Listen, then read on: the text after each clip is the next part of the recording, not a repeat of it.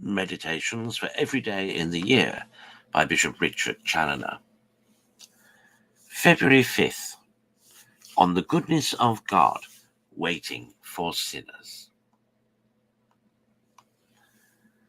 Consider first the wonders of God's goodness in his dealings with sinners.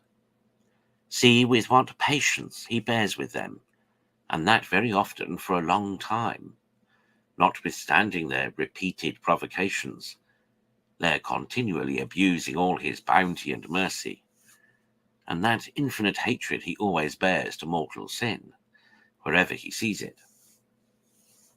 O my soul, how much art thou indebted to this patience of thy God, in bearing with thee all these years past, ever since your first fall into sin.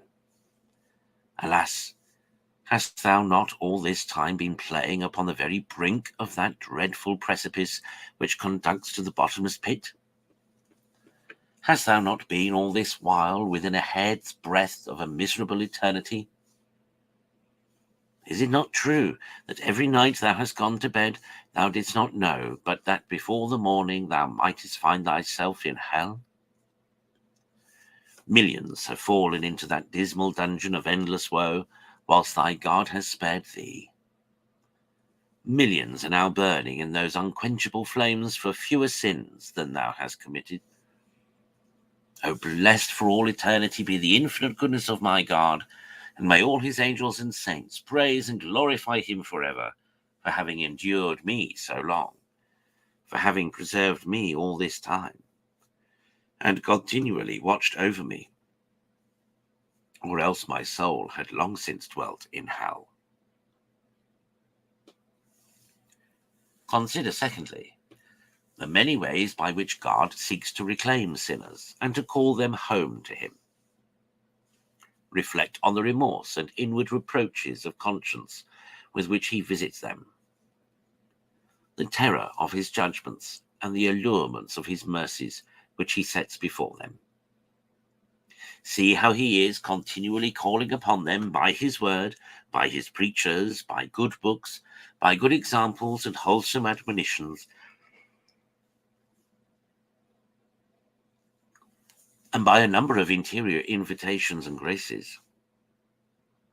Has he not dealt thus with thee, my soul, all this time thou hast been going astray from him?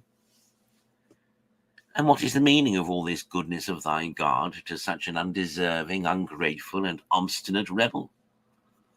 Why, it is nothing else but his own pure mercy and love in consideration of the precious blood of his Son.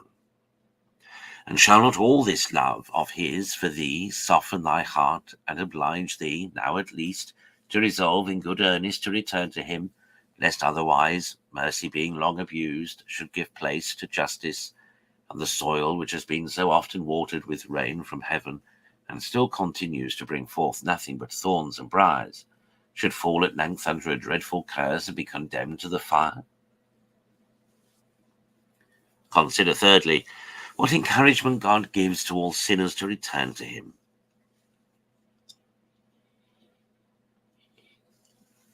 As I live, saith the Lord, I desire not the death of a sinner, but that he may be converted from his ways and may live.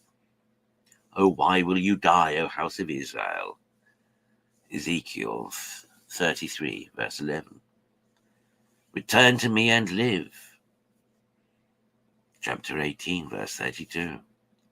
Thou hast gone astray after many lovers, but return to me and I will receive thee. Jeremiah chapter 3. See with what love the good shepherd in the gospel goes after the lost sheep, and with what joy he lays it upon his shoulders and brings it home to the fold. See how the father runs out to meet the prodigal child when he returns home from the husks of the swine. See how he embraces him, clothes him with the best robe, and makes a feast for him. Luke 15.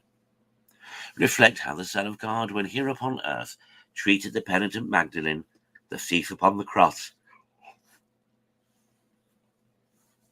and all other sinners that had recourse to his mercy, and how he has declared that there is more joy in heaven over one penitent sinner than over 99 just. And let all these instances and testimonies of his goodness to poor sinners encourage and determine you to stay no longer away from him by sin, but to arise without delay and return to so good, to so loving a Father by a thorough conversion. Conclude to abuse no longer the mercies of God by continuing in sin, but to return to him now at least with thy whole heart, and never to depart from him any more.